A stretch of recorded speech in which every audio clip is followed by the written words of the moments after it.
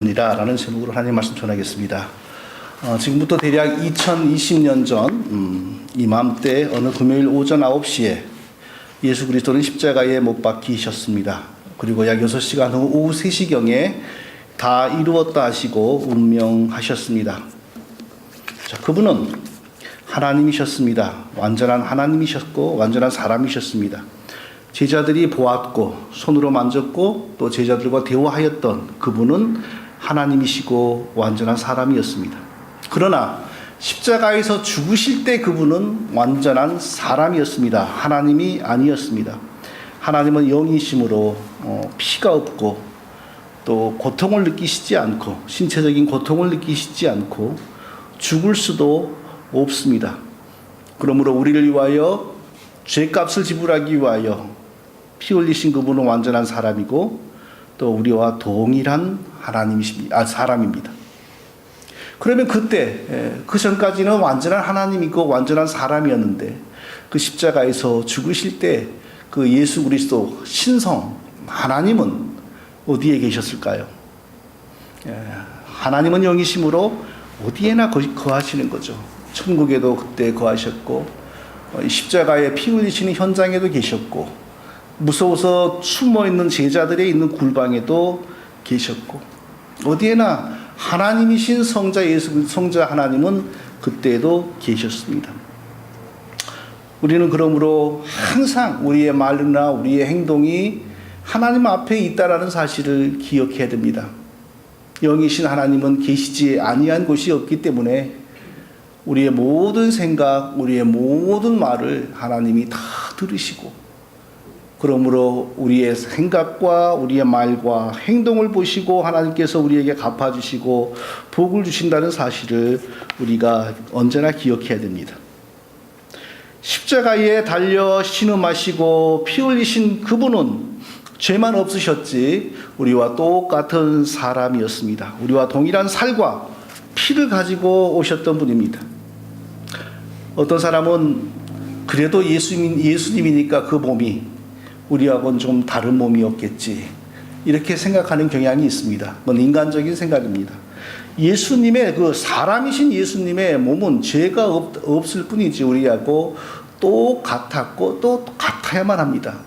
자, 그 중요한 이유가 두 가지가 있는데 첫째는 우리의 죄를 위하여 우리 대신 우리를 대표하여 십자가에 달리시는 분이기 때문에 우리와 같은 사람이어야 돼요. 우리와 다른 사람이면 우리를 대표하고 우리를 대신하는 속죄의 제물이 될 수가 없습니다.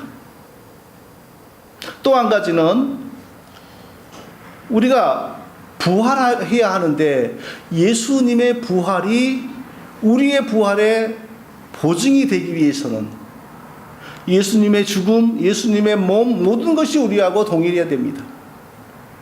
우리는 배고프면 힘이 없고 병들 수도 있고 죽으면 몸에 부패가 진행이 되는 그런 몸이지요. 그런데 예수님은 배고프지도 않고 병들지도 않고 죽어도 부패가 없는 그런 몸이었다면 그런 몸의 상태로 3일 동안 무덤에 계시다가 부활하셨다면 그런데 우리의 몸은 다르잖아요. 죽으면 부패하고 더 많은 시간이 지나가면 뼈밖에 안 남고 더 많은 시간이 지나가면 흙밖에 안 남습니다. 그러니까 예수님의 그 몸과 우리의 몸이 다르다면 예수님의 부활이 곧 우리의 부활의 증거이고 우리의 부활의 첫 열매이고 우리의 부활의 보증이라고 할 수가 없는 것입니다. 그러므로 십자가에서 죽으신 그분의 몸은 우리하고 동일한 몸이었던 것입니다. 이것이 의미하는 바가 무엇입니까? 만일 우리가 우리의 죄를 감당하기 위하여 우리 한 사람 한 사람이 십자가에 못 박혀서 죽어간다면 우리가 느끼는 그 모든 고통과 동일한 고통을 예수님께서 당하시고 죽으셨다는 것을 의미합니다. 오전 9시경에 십자가에 못 박히셨고 정오 12시 무렵이 되자 하늘이 캄캄해졌습니다. 하나님께서 너무 슬프고 참혹하여 보고 싶지 않으셨다는 그런 의사표시겠죠. 캄캄해졌습니다. 대낮인데도. 그리고 오후 3시에 다 이루었다 하시며 예수님께서 운명하셨습니다. 그리고 그날 대략 한 오후 해가 지기 직전, 그러니까 오후 한 6시경이겠죠. 그 이전에 무덤에 안치되셨습니다. 유대인들은 해가 지면서 하루가 시작된다고 이렇게 보고 있었는데, 금요일, 그날이 금요일이었거든요. 금요일 해가 지면 토요일이 시작이 됩니다. 그럼 안식일이죠. 그러니까 안식일에는 결코 죽은 사람의 몸을 야외에 방치해 두어서는 안 됩니다. 안식일이 더럽혀진다고 생각했습니다. 그러니까 안식일이 시작되기 전에 모든 시체는 매장해야 됩니다. 그 핑계를 댔던 것 같아요. 아리마대 요셉이라고 하는 사람이 예수님이 죽자마자 빌라도에게 가서 성경의 표현에 의하면 당돌하게, 공포에 질려있는 분위기인데 씩씩하게, 당돌하게 예수님의 시신을 내어달라고 요구했다고 합니다. 성경에 나오진 않았지만 이런 핑계를 댔겠죠. 우리의 법에 의하면 안식일이 시작이 되기 전에 모든 시신은 다 매장해야 됩니다. 안식일 동안 시체를 야외에 방치해두면 안 됩니다. 아마 이런 핑계를 댔던 것 같아요. 그러니까 빌라도가 예수님의 시신을 내줬어요. 그래서 아리마대 요셉은 자기가 사용하려고 준비해둔 한 번도 사용한 적이 없는 무덤에 예수 그리스도의 몸을 안치했습니다. 그리고 안식일 하루가 지났습니다. 이제 안식일에는 유대인들은 결코 바깥 출입을 하지 않으니까 하루 종일 안식일을 집에서 지키고, 그리고 주일날, 다 한 주의 첫날이 되는 주일날 새벽에, 이제 서서히 밝아지는 새벽에 여인들이 예수님이 시신이 있는 곳으로 달려갔습니다. 여인들은 십자가에서도 예수님이 달려서 고통당하고 죽으실 때도 그 옆에 있었고, 예수님 어머니 마리아, 예수님 7 귀신을 쫓아내준 막달라 마리아, 글로바의 아내 마리아, 그리고 예수님의 이모 마리아, 마리아가 아니죠. 하여튼 이 여인들은 예수님이 십자가에 달려 죽으시는 순간에도 떠나지 않고 그 자리를 지켰어요. 남자 제자들은 무서워서 다 도망가 버리고 없었어요. 남자 제자들은 예수님이 어느 무덤에 안치됐는지도 몰랐을 겁니다. 근데 그 여인들은 예수님이 무덤에 안치되는 것까지도 다 따라가서 확인을 했습니다. 그리고 이제 안식일이 지나고 주일 새벽이 되니까 남자 제자들은 예수님이 어느 무덤에 계신지도 알았는지 몰랐는지 모르지만 아무도 가볼 생각을 안 하는데, 이 여성들은 그 새벽에 가장 먼저 예수님이 안치되어 있는 무덤으로 달려갔습니다. 자, 이것을 보면요, 이 기독교에는 절대로 여성도들이 없어서는 안 됩니다. 남성들이 잘한다 그런 것 같지만 중요할 때 보면 다 힘을 못 써요. 여성도들의 역할이 굉장해요. 특징이 다른 거죠. 무덤에 가보니까 유대인들의 무덤은 두 종류인데, 한 종류는 땅을 파서 매장을 하고 위를 그냥 평평하게 뿌려요. 그러니까 보기에는 무덤인지 모르는 그런 무덤이 있고, 한국은 무덤마다 이렇게 위로 볼록 올라오니까 다 알잖아요. 그런 무덤이 있고, 또 하나는 바위에 굴 파듯이 바위를 파고 들어가는 거예요. 근데 바위가 우리 한국이나 미국의 바위처럼 너무 단단하면 팔 수가 없잖아요. 근데 그 동네 바위는 좀 무르다 그래요. 그래서 파기가 쉽대요. 그래서 이렇게 큰 바위 속을 파고 들어가는 거예요. 이렇게 무덤 만들기 위해서. 그리고 밖에는 마치 맷돌을 굴리듯이 맷돌 모양의 굵직한 바위를 굴려요. 이렇게 굴려가지고 그 무덤의 입구를 막아요. 그러니까 어찌 보면 허술하죠. 무덤의 입구는 막았지만 안에 시신이 부패하면 냄새가 다 나올 수 있는, 얼마든지 그럴 수 있는 구조죠. 여인들은 생각하기를 무덤에 가면 그 무덤 입구에 큰 돌이 막고 있을 텐데 누가 그 돌을 좀 굴려주어서 들어가서 예수님의 몸에 향품을 바를까, 이 걱정을 하고 무덤에를 새벽에 달려갔습니다. 그런데 웬일입니까? 무덤에 가보니까 이미 이 큰 맷돌 같은 무덤의 입구를 가로막는 돌이 굴려가지고 딱 무덤이 열려 있는 겁니다. 깜짝 놀랐어요. 무슨 일인가 하고 들어가 봤더니 예수님의 시신을 감쌌던 그 천만 있지, 예수님의 몸이 없는 겁니다. 누가 훔쳐간 줄 알았겠죠. 깜짝 놀랐어요. 그런데 그때 천사가 나타나서 여기 누워 계셨던 분은 다시 살아나셨다. 이게 이 세상에 울려 퍼진 부활에 대한 첫 번째 뉴스죠. 여기 누워 계셨던 분은 다시 살아나셨다. 그리고 그 이후에 예수님이 40일간 지상에 계셨고 여러 차례 제자들이 전부 다 모였을 때 나타나고 또 어떤 사람에게만 특별히 나타나고 지금까지 기독교를 회방하고 부정하는 많은 사람들이 있었지만 아무도 예수님이 부활하지 못하고 이 지구상의 어느 무덤에서 그 시신이 부패했다라는 증거를 한 명도 보이지를 못했습니다. 이건 부활은 의심할 수 없는 사실입니다. 기독교를 회방하는 수많은 사람들이 애썼지만 아무도 이 예수 그리스도의 부활을 부정하는 자료를 내놓지를 못했습니다. 예수님이 죽으시고 3일 후에, 만 3일은 아니죠. 날수로 3일이죠. 금요일 오후에 죽으시고 토요일 하루를 꽃방 무덤에 계시고 그 다음날 새벽에 부활했으니까 날수로는 3일이지만 실제로는 한 이틀밖에 안 되겠네요. 이 사실은 아무도 부정할 수 없는 역사적인 사실입니다. 자, 이 사실이 우리의 신앙과 우리의 영혼과 우리의 인생에 의미하는 바가 무엇인지를 한번 우리가 오늘 간략하게 다시 한번 확인할 수 있기를 바랍니다. 오늘 본문에서 사도 바울은 뭐라고 우리에게 정의하였냐 하면요, 예수는 우리 범죄함을 위하여 내어줌이 되고 또한 우리를 의롭다 하심을 위하여 살아나셨느니라. 우리의 범죄함을 위하여 내어주심이 되고 우리를 의롭다 하시기 위하여 살아나셨느니라. 우리의 죄 때문에 예수 그리스도는 자기의 생명과 영혼을 죄값으로 내어주었고, 그리고 예수님이 흘리신 피로 우리가 의로워졌다는 사실을 선포하기 위하여 부활하셨다. 이렇게 성경은 말씀하고 있습니다.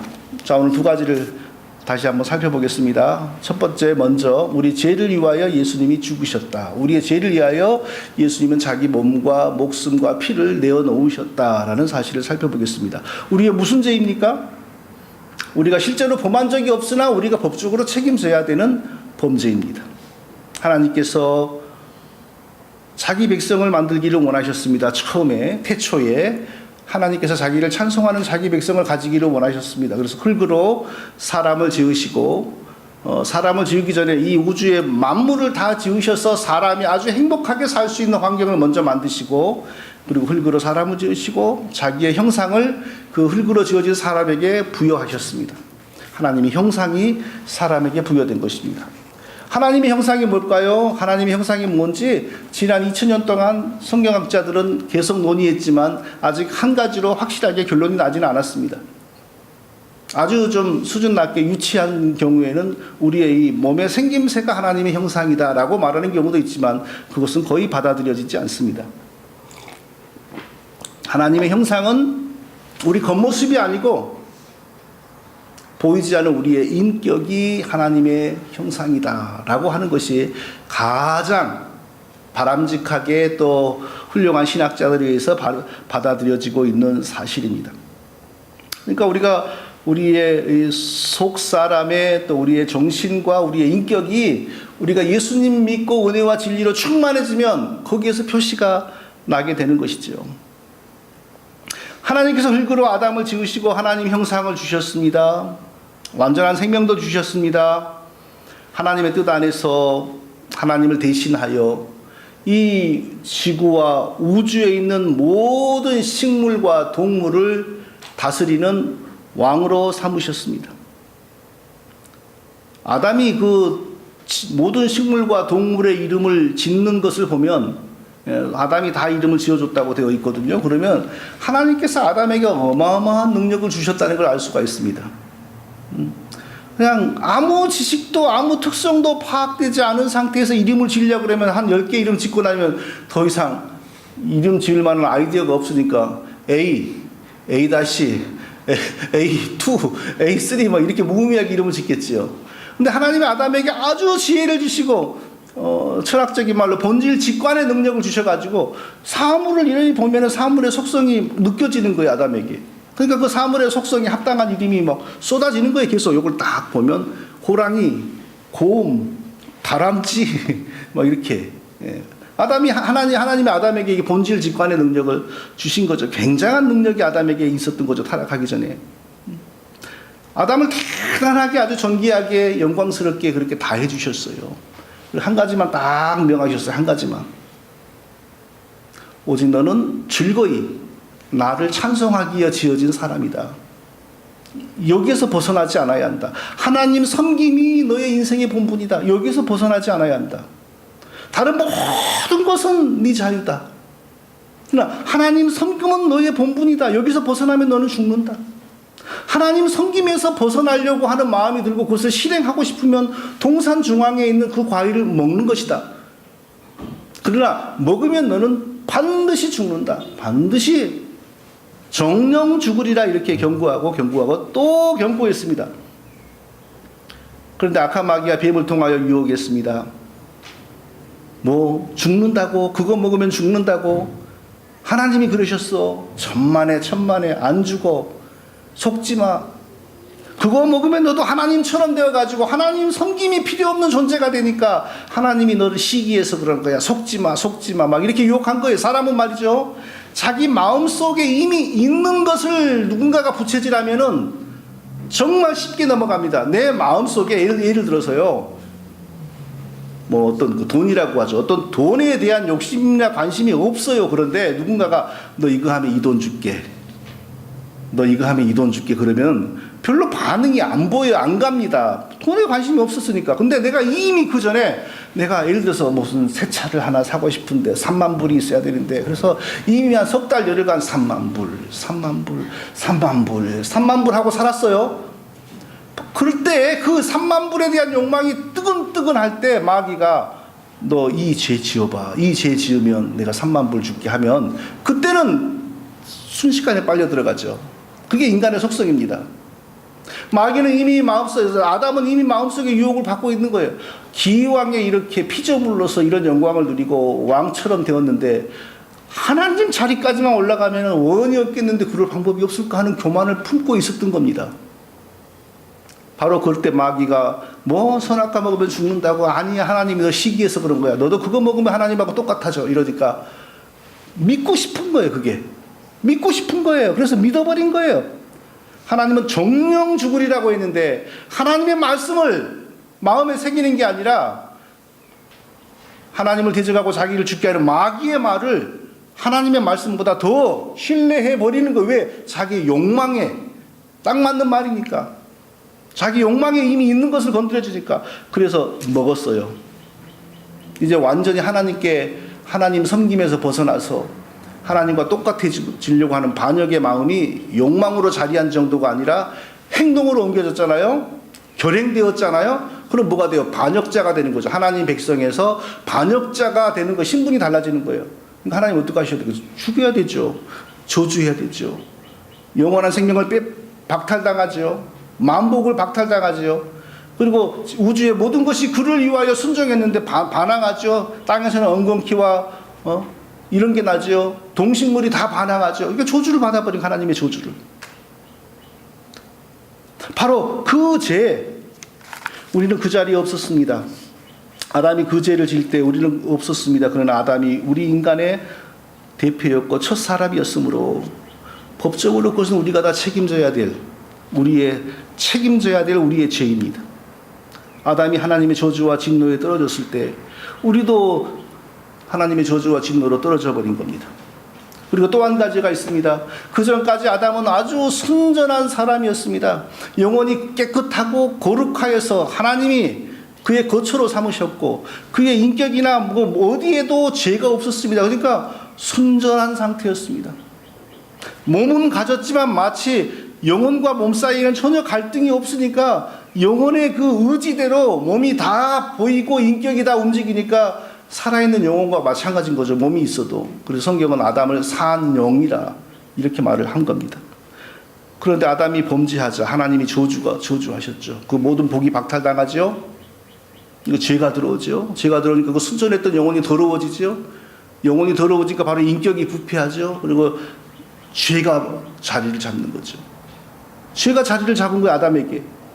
그 아담이 죽었어도 그 죄는 우리에게 전가가 되는 거예요. 우리 후손들에게 다 전가가 되고, 그게 과학으로는 설명 못하죠. 피를 통하여 전염이 되는지, DNA, 제네릭, 유전자 몇백 개가 있다는데 거기에 어떤 유전자가 거기에 관련됐는지 우리는 그런 식으로 설명 못하죠. 하나님께서 성경을 통하여 말씀하셨으니까 믿음으로 받는 겁니다. 아담의 죄가 영적으로 우리의 전가되어서 우리는 태어날 때부터 더럽고 부패한 영혼과 더러운 마음, 죄악된 마음을 가지고 나오기 때문에 아무리 좋은 환경에서 좋은 교육을 받아도 아무도 죄를 가르쳐 준 적이 없어도 모든 사람은 스스로 죄를 터득해서 죄를 짓습니다. 마음이 부패하고 영혼이 오염되어서 죄악된 영혼으로, 죄악된 이 본성으로 태어나기 때문입니다. 이 두 가지가 해결돼야만 우리가 구원을 받는 겁니다. 어떻게 하죠? 그러나 우리 모든 사람에게 이것을 해결할 능력이 없습니다. 왜? 모든 사람은 태어나는 순간 이미 죄인이고 태어나는 순간부터 하나님의 저주와 진노의 대상입니다. 그러니까 사람으로서는 이 문제를 해결할 수가 없습니다. 그래서 하나님께서 우리를 구원하시기 위하여 스스로 희생하기로 하신 겁니다.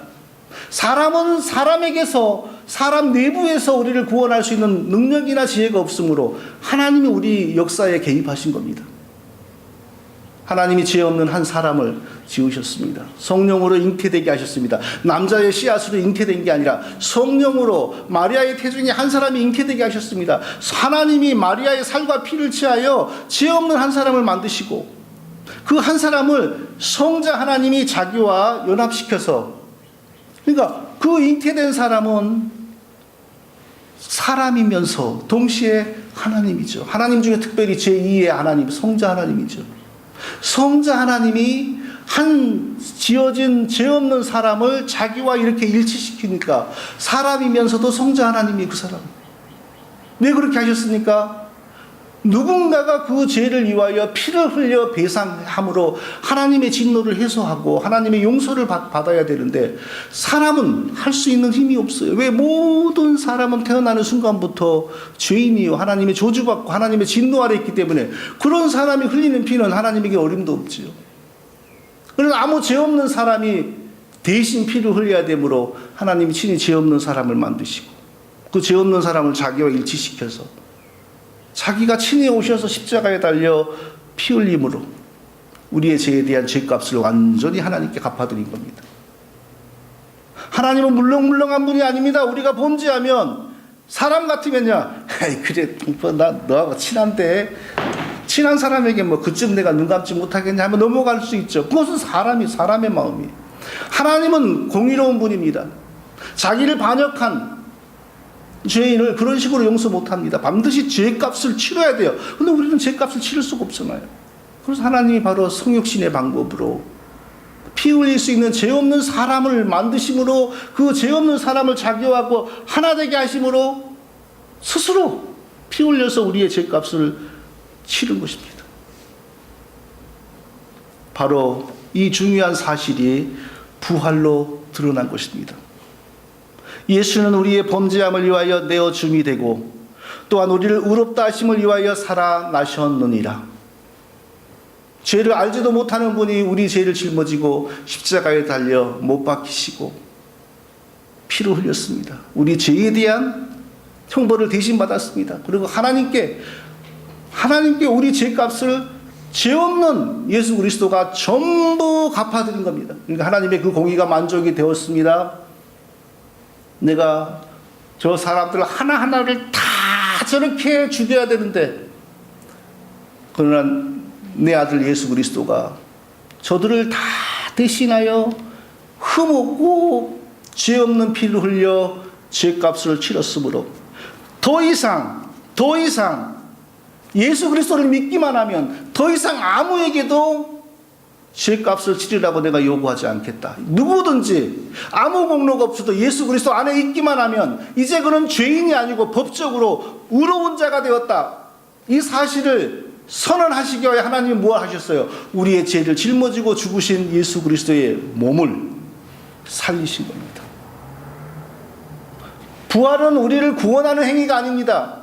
우리를 구원하는 행위가 뭐죠? 예수님이 십자가에서 흘리신 피 흘리심입니다. 십자가에서 피 흘리심으로 우리의 죄가 다 사해져서 하나님의 진노가 해소되었습니다. 그러니까 우리가 그때 십자가에서 구원을 받은 거죠. 부활에서 구원을 받은 게 아니고 십자가에서 우리가 구원을 받은 거예요. 십자가에서 우리가 죄인에서 의인이 되었음을 하나님이 어떻게 선언하십니까? 예수님의 부활을 통하여 선언하시는 겁니다. 그러니까 바울은 예수님의 부활에 대해서 예수는 우리의 범죄함을 위하여 내어줌이 되고 십자가에 피 흘리심은 우리의 죄를 씻으시기 위하여 우리 대신 죽으심이고, 그리고 우리를 의롭다 하심을 위하여, 우리를 의롭다고 선언하시기 위하여 부활하셨다. 제일 중요한 것입니다. 그러니까 누구든지 예수 그리스도 안에 있기만 하면, 예수님을 믿기만 하면, 하나님의 은혜를 따라 예수 그리스도를 나의 구주, 나의 하나님이라고 믿음을 고백하기만 하면, 비록 아무리 공로가 없고 아무리 죄인이라 할지라도 하나님이 죄를 묻지 않습니다. 법적으로 너는 이제 의인이다, 너는 법적으로 해결해야 될 죄가 없다, 이렇게 선포하십니다. 그리고 법적으로 의인이 되었어도 우리는 여전히 우리 속에 죄가 있죠. 계속해서 우리는 죄의 유혹을 받고 나도 모르게 죄에 빠지고 죄를 범하게 됩니다. 이것도 하나님의 은혜로 다 해결을 서서히 해주십니다. 어떻게 해요? 부활하신 예수 그리스도가 천국에 올라가 하나님께 지상에 믿는 자들을 위하여 내 이름으로 성령을 저들에게 보내어 주십시오라고 요청하셨습니다. 성령은 그 전에부터 이 땅에 하나님 백성들과 함께 일하셨지만 예수님 부활 이후에는 특별히 예수님이 십자가에서 우리의 죄를 위하여 흘리신 피의 권세와 능력을 우리에게 적용시켜 주십니다. 십자가에서 내가 저들을 위하여 흘린 피, 저들의 죄 용서를 위하여 흘린 피를 저들에게 적용하여서 저들이 진실로 하나님 안에서 깨끗하고 거룩하게 살아갈 수 있도록 성령을 부어주십시오 라고 요청했습니다. 하나님께서 성령을 예수 그리스도 이름으로 보내셨습니다. 우리가 예수 믿는 순간 성령이 우리에게 오셨습니다. 성령이 우리에게 오셨다는 증거가 뭡니까? 우리가 건성으로 나 예수 믿어 이런 정도가 아니라 내 마음 중심으로, 내 마음 밑바닥에서 예수 그리스도는 나의 죄를 짊어지고 죽으신 나의 구주입니다. 할렐루야. 이런 신앙이 내 마음 밑바닥에서 나오는 것이 성령이 내 안에 거하신다는 증거입니다. 내 안에 성령 예수 그리스도의 이름으로 오신 성령이 거하시지 않으면 할 수 있긴 해요. 근데 이게 건성으로 이게 마음이 담기지 않은 말을 할 수 있어요. 나 예수 믿어요. 나 교회 다닌다니까. 이런 말을 할 수 있어요. 그러나 성령으로 나오는 믿음 고백은 그런 게 아니에요. 진짜로 십자가에서 피 흘리신 그분이 나의 죄를 짊어지고 죽으신 나의 구세주입니다라는 믿음 고백이 진지하게 나와요. 이 속에서. 바로 그런 믿음 고백이 일어날 때 성령님은 예수님이 십자가에서 흘리신 그 피의 권세, 죄를 이기고 우리의 삶을 변화시키고 우리를 하나님 백성답게 변화시키는 십자가의 그 피의 권세를 우리에게 적용시켜 주는 겁니다. 그래서 우리가 처음에 저 예수 믿어요 라고 할 때까지는 그 사람의 믿음이 진짜 믿음인지 건성의 믿음인지 아무도 모릅니다. 그 사람이 믿는다니까 우리는 인간적으로 다 믿지요. 그러나 하나님만이 아시죠. 진짜 믿음인지 건성의 믿음인지. 그러나 진짜 믿음이면요 반드시 증거가 나타나는데 무슨 증거가 나타나느냐? 성령이 그리스도의 피의 권세를 우리의 인격의 영혼에 부착시키고 적용하시니까 어떤 일이 벌어지냐? 그 전에 전혀 할 수 없는 일, 그 전에 사람의 힘으로는 할 수 없는 일, 새로운 일이 조금이라도 나타나기를 시작해요. 그게 뭔지 아십니까? 예수님을 사랑하는 거, 이전에 즐겼던 죄에 대해서 고민하는 거, 여전히 죄성은 남아있지만 그래도 그렇게 사는 것은 옳은 게 아닌데 하는 마음에 갈등이 일어나는 거, 점점 하나님이 기뻐하시는 삶으로 조금씩 변해가는 거, 이게 바로 성령이 우리 속에 예수님의 이름으로 오셔서 거하신다는 증거입니다. 철학으로, 교육으로 이런 건 해결되지 않습니다. 우리가 그것을 볼 때 일단 우리는 누가 저는 예수 그리스도를 믿습니다 라고 고백하면 우리 입장에서는 그 사람은 그리스도인들을 인정해야 돼요. 사람은 다 인정해야 돼요. 하나님은 정확히 아시지만 사람은 다 믿어야 돼요. 사람의 말을 믿을 수밖에 없어요. 그러나 그 사람이 진실로 구원받은 사람이고 앞으로 부활할 사람이라는 것은 또 어떻게 드러나냐? 조금이라도 예수님 사랑하고 조금이라도 믿음으로 살려고 하는 변화가, 이 넓은 하늘의 손바닥만한 구름 같은 변화가 마음에서 시작이 되는 것, 그것이 바로 성령이 오셔서 역사하고 있다는 증거입니다. 사랑하는 성도 여러분, 예수님의 부활의 의미는 바로 이것입니다. 죄를 알지도 못하는 그분이 우리의 죄를 짊어지시고 우리의 죄를 하나님 앞에서 용서받게 하려고 우리의 죄가 마치 처음부터 없었던 것처럼 만드시기 위하여 아무 흠이 없고 아무 죄가 없는 그분이 우리의 죄를 법적으로 짊어지시고 십자가에 대신 못 박혀서 온갖 저주와 조롱과 침뱉음과 뺨맞고 모든 저주와 고통을 당하시고 죽으시며 그 피를 하나님의 제단에 흘려드렸습니다. 하나님께서 그 피를 받으시고 더 이상 우리에게는 죄가 있다고, 법적으로는 이제 완전히 죄 문제가 해결됐다고 선언하셨어요. 그 선언이 어떻게 드러났냐? 우리를 대신하여 죽으신 예수 그리스도의 죽은 몸의 부활로 드러난 겁니다. 이 부활의 은혜가 성경에만 쓰여져 있는 문자가 아니라 여기는 우리 모두의 영혼과 인생에 너무너무 중요한 실질적이고 살아있는 은혜와 소망이 되시기를 예수님의 이름으로 축원드립니다. 거룩하신 아버지 하나님,